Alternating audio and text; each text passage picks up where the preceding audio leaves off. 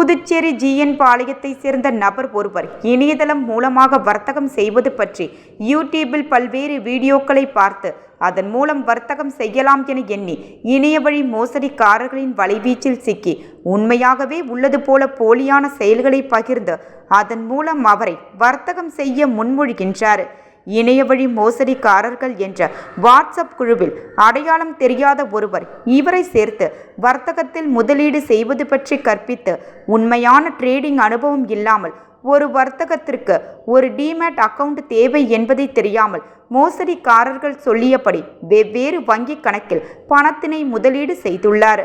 புகார்தாரர் ரூபாய் 2,49,50,357 தொகையை வர்த்தகத்திற்காக நம்பி முதலீடு செய்து பின்னர் அவர் சம்பாதித்தார் என்று ரூபாய் 12,50,00,000 அதே செயலில் காட்டியது.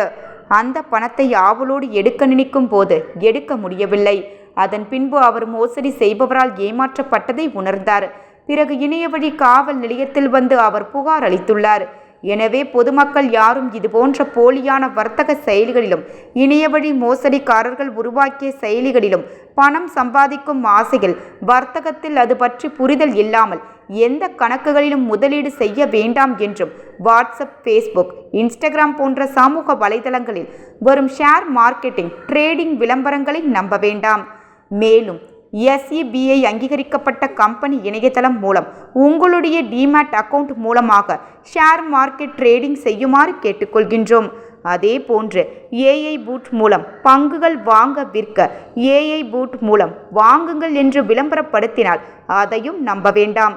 எந்த இணையதளத்தில் யாவது SEBI அங்கீகரிக்கப்படாத மற்றும் டிமேட் அக்கவுண்ட் இல்லாமல் ஷேர் மார்க்கெட் ட்ரேடிங் செய்து தருகிறோம் என்று கூறினால் அதை முற்றிலுமாக நம்ப வேண்டாம் என்றும் புதுச்சேரி இணையவழி காவல் நிலையம் புதுச்சேரி பொதுமக்களை எச்சரிக்கிறது.